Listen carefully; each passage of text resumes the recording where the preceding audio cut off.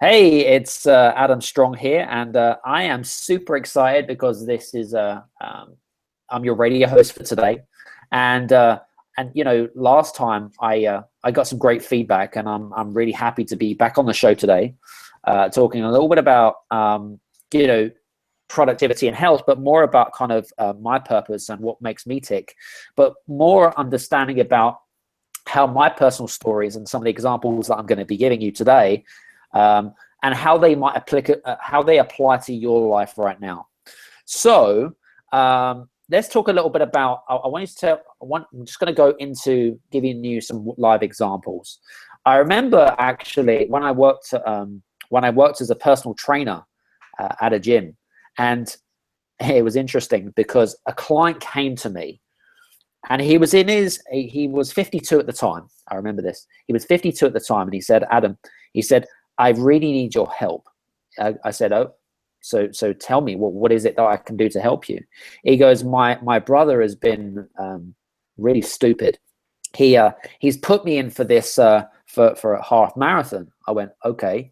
He said, but there's the catch. I went, what's the catch? He said, well, this isn't any ordinary half marathon. I said, what do you mean? Well, he said, it's the Great Wall of China. I went, the Great Wall of China. Now, for those of you that don't know about the Great Wall of China, the Great Wall of China half marathon is like one of the hardest half marathons in the world, right? And the other catch was, because this is the big catch, right? Is he's never run in his life. I mean, literally, he couldn't even run like 100 meters without getting out of breath. So the challenge was, he came to me in January of that year. This was about 6 years ago. Came to me that year and he said to me, he said, I've only got 4 months. His purpose was to finish the race. He was doing it for charity as well. And so we worked with him tirelessly for 4 months. I gave him this plan and I said to him, I said, Michael, you've got to stick to this plan. If you do not stick to this plan, you will not achieve your goal. Okay. And the plan was really very, very detailed. I mean, it went day by day of all of the things that he needed to do. And, he used to moan and groan, oh, my ankle, my knee, my hip, and that kind of stuff. Anyway, cut a long story short, race day came. We had all his nutrition under the umbrella and stuff like that. Race day came. He finished the race. He completed the race. It'd taken him a long time.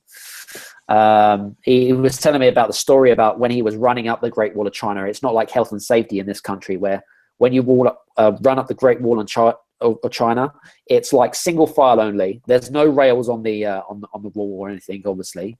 And, it's like, it's kind of a big safety thing, right? You could fall off the wall just like that.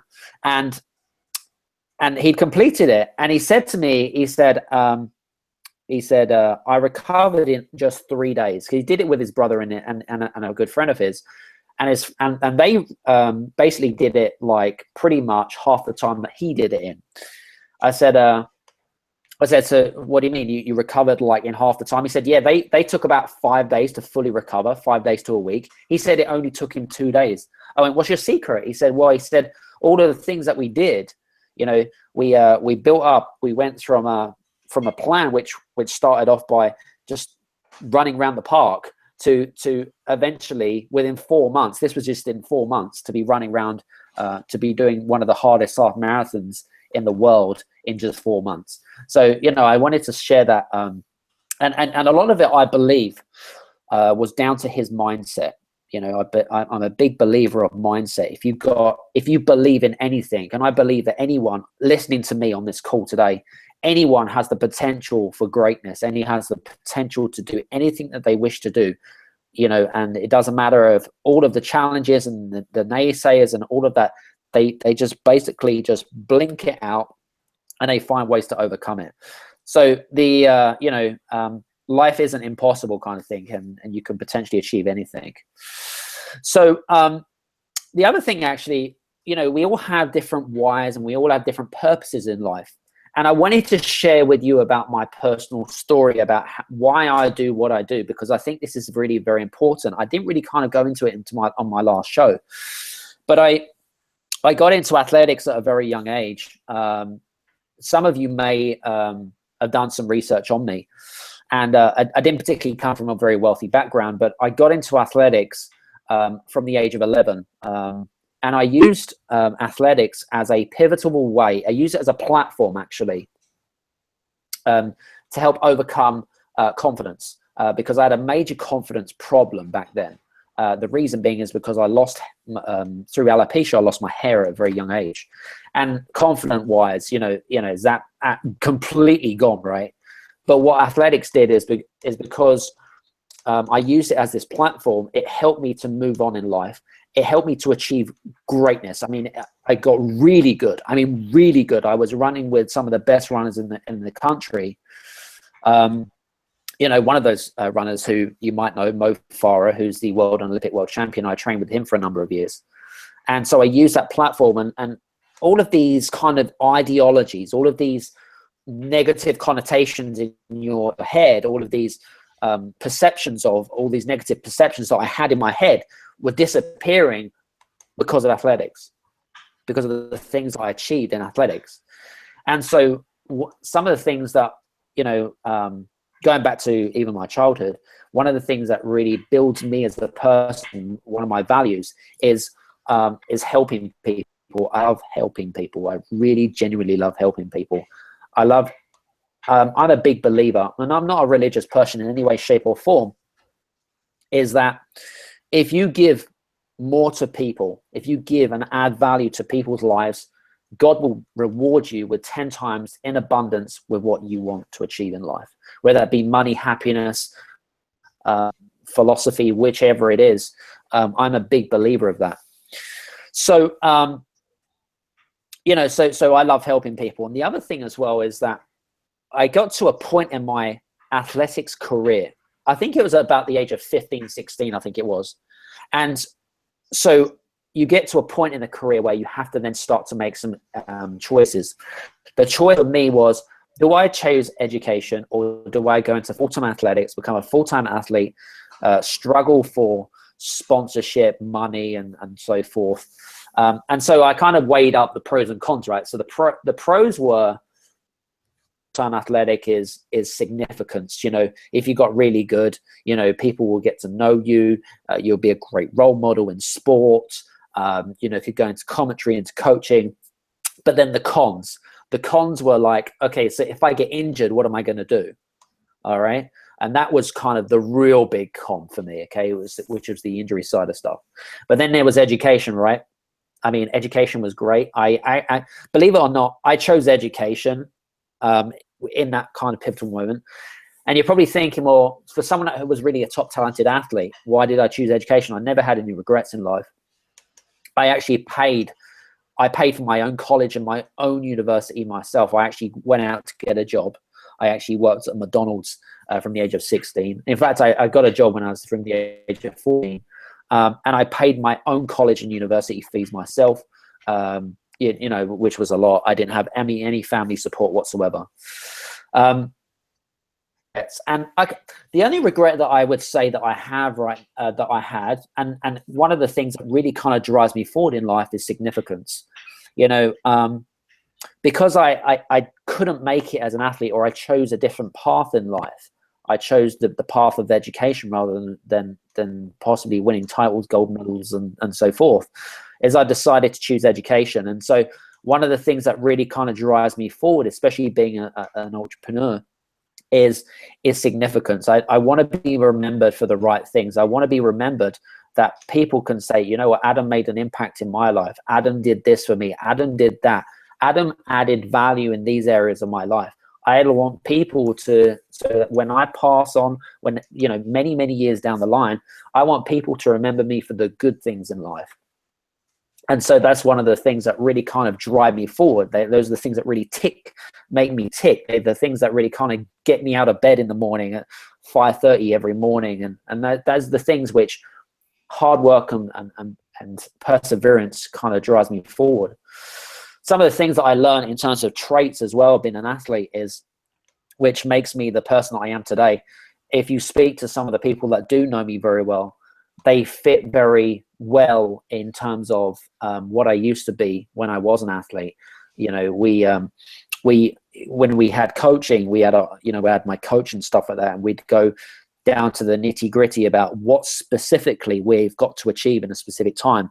I remember when it came to race day, especially during some of the road races, is that if I wanted to hit a particular time, then I'd have to work out how many minutes per mile I needed to hit, or minutes per kilometer. And then I'd break it down, and I'd have to hit those. So I'd be consistent. And then towards the end, or like the last, say, 2 miles or 3 or 4 kilometers, is that then I would increase my pace, and I would use pacemakers throughout the race. So I would find someone who had similar running ability or similar pace, and then I would stick with them for a long period of time. But what I would do is I would keep grinding. I would grind them down. I would stick with them like with glue. I would be completely shut off from all of the other runners around me. I would just be focusing on my pacemaker. And so what I would do is I would just keep going and keep going and keep going. And I would try and mimic, or I would try and mirror what this pacemaker would do. And then that's how I got really, really good. And it's a bit like that in business these days, it's a bit like that in life, right? In order to, and I'm a big believer that if you're not growing, you're dying, right? So you learn from certain experiences. And that's what I kind of learned, is from a very young age, is that, is that you really need to kind of always be moving forward all the time. All right. We all come from different backgrounds. We all come from different countries. We all come from different experiences, is that we should all be moving forwards. So, I'm very blessed, if you like, in my own way. I'm very blessed in where I am right now. And I'm really excited about working with some exciting projects this year, and it'd be great to share some of those projects with you. Marina, it's over to you. Wow, Adam. I always, since I first heard you speak, I realized that you are not a man of success as such, you are a man of great value. And this is because what you bring into other people's life, this is not about you. This is what you change for other people. This is your legacy. This is your everything. Mm-hmm. This is how you live your life, and this is who you are. You have no setbacks. You don't get tired. You are passionate. You can't stop thinking, what else can I bring? What else can I offer? Mm-hmm. And I know our listeners been voting for you because you've been nominated for the Women Global Award or something similar. I can't even remember, but I know everybody was so excited because you are a great supporter of great ideas, of greatness. You see that in people, and once you see it, you don't stop believing. And this is what our listeners need. They need to see what is happening in your life right now. I know everybody's been voting. So what's next? Well, I think for me right now is I've really been focusing on building my own personal brand, but more to do with helping and helping with building more relationships, connecting with the world, being authentic. And I think that there's a lot of people out there that claim to be experts, right? There's a lot of people out there that say that they do this and they do that and blah, blah, blah. But really what it boils down to is that, is authenticity. People, whether you're in business, whether you're in personal, whatever it might be, is that, people buy people. They buy the authenticity. They buy what people are about. Okay. I don't appeal to everybody. Okay. Guess what? I'm not bothered by that. I'll make sure that whoever does work with me or connects with me is I'll try and find a way to add value to those people. And, at the end of the day, I'm also a strong believer in I'm a strong believer that I don't really believe in perfectism. So what I mean by that is a lot of people thrive and they move towards perfectionist. Okay, but I'm always a big believer that okay, so I'm here, right? But if I want to get, but what is the strategy? What is my why? What is it that I can do to get to here? What's the next level for you? What is the next level? So you're continuing to move forward all the time, and it's kind of going towards a little bit like, you know, Maslow's hierarchy of needs, when he goes towards kind of, you know, when you're moving towards, you know, what I would consider where the Dalai Lama is, or Mother Teresa might be, or something like that. They really don't really care for other people's opinions. They just do it because they love life. They love it to the passion, right? So, you know, that's kind of my philosophy as such. Wow, Adam. You know what? I remember what Warren Buffett said. Price is what you pay. Value is what you get. From both of us, until next time, be yourself. Goodbye. Bye now, Marina. Bye-bye.